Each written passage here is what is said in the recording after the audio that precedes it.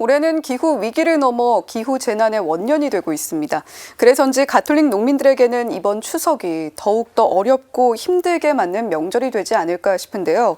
서울대교구 우리농촌 살리기 운동본부장 이승현 신부님 스튜디오에 모시고 자세한 이야기 나눠보겠습니다. 신부님 어서 오세요. 안녕하세요.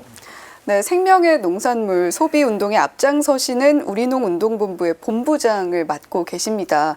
신부님 입장에서 볼 때 올해 우리 추석 명절 어떨까요?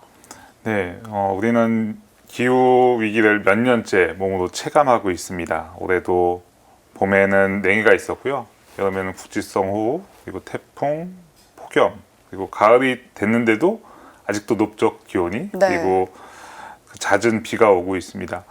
오랜 시간 동안 농사를 지어오신 농민들마저도 날씨를 모르겠다고, 어떻게 농사 지어야 할지 모르겠다고 하시는 어려움을 겪고 계십니다. 농민들 또한 기후위기의 피해자인 셈이어서 참으로 안타깝습니다. 네, 안타까운 마음 전해주셨는데 주로 농산물 가격으로 물가 상승률을 가늠을 합니다. 근데 정작 농민들은 남는 게 없다, 손해가 크다라는 이야기를 하는데 뭐가 문제인가요? 예, 농산물 가격이 왜 올랐는지부터 생각해 볼 필요가 있다고 생각합니다. 올해 사과가 굉장히 귀하다고 이야기하잖아요. 사과가 귀한 이유는 봄철 냉해 때문입니다. 그리고 여름에 호우와 폭염에 의해서 농산물은 기후의 영향을 받을 수밖에 없고, 그 영향으로 상품성이 없거나 수확량이 크게 감소하는 결과를 가져오게 됩니다. 가톨릭 농민회 회원 중에서 유기농 사과를 재배하시는 남원식 농민이 계시는데요. 올해는 사과를 생과로, 그러니까 과일로 판매하지 못하고 다 즙으로 판매하신다고. 그러니까 즙을 내는 사과는 제값을 받지 못합니다. 결국에는 농민들 입장에서는 남는 게 없는 것이죠. 근데 저는 근원적인 질문을 드리고 싶어요. 농산물 가격을 물가 상승을 가늠하는 것이 맞는지. 왜냐하면은 각종 재해와 그리고 개방 정책으로 인해서 농촌은 많이 무너져 있습니다. 마치 농산물이 물가 상승을 주도하는 것처럼 이렇게 말한다는 게 그 자체가 문제가 아닌가라고 생각됩니다. 농산물은 공산품과 달리 수시로 가격이 변동될 수밖에 없습니다. 자연재해가 일어나거나 공급량이 줄어들거나 하면은 부족하니까 이제 당연히 가격이 오르겠죠. 근데 좀만 지나면은 그 농산물 가격은 다시 내려갑니다.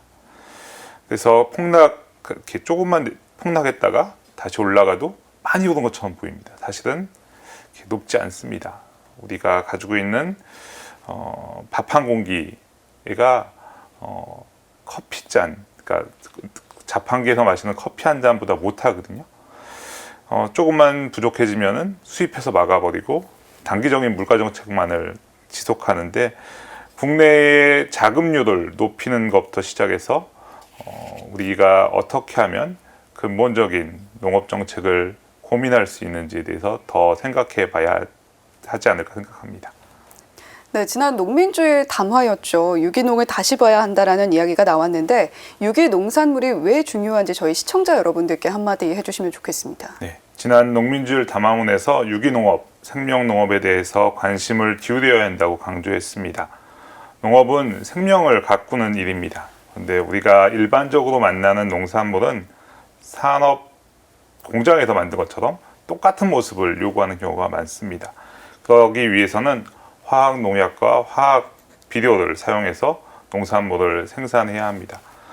생명을 가꾸는 농업이 죽음을 전제로 하는 상황이 벌어지는 것입니다. 그리고 화학 비료와 화학 농약은 석탄 또는 석유를 기초로 하고 있습니다. 그래서 탄소를 더욱 많이 배출해서 기후 위기를 더 심각하게 만들고 있습니다. 그래서 생명 농업은 화학 비료와 화학 농약의 힘을 빌리지 않고 땅에 힘을 돋우어서 농사를 짓습니다. 우리가 필요 없다고 느끼는 것들을 모두 없애버리는 것이 아니라 공동의 집인 지구에 함께 살아가기 위한 방법을 찾기 위해서 노력합니다. 이런 것들이 교황 프란치스코께서 말씀하신 찬미받으소서 회칙에 나와 있는 내용과 일맥상통한다고 생각합니다. 네, 유기농을 구매하고 싶어도 가격 때문에 망설이시는 분들도 계실 것 같은데 이렇게 선택의 갈림길에 계신 분들을 위해서도 한 말씀 해주시죠. 네, 제가 살면서 느낀 것은 세상에 싸고 좋은 것은 없다는 사실입니다. 네. 싸고 좋은 것을 만났다면 두 가지 중에 하나인데요. 첫 번째는 속은 겁니다. 왜냐하면은 싸고 좋은 것이 아닌데 싸고 좋은 것처럼 속아서 계속 그렇게 믿는 것이죠. 네. 두 번째는 타인에게 희생을 강요하는 경우입니다. 한국 사회도 그렇지만 이제 희생을 다른 사람에게 강요하는, 내가 나 대신 희생하라고 강요하는 경우가 많은데요. 그것은 힘이 없는 사람들에게 그렇게 강요되는 경우가 많습니다.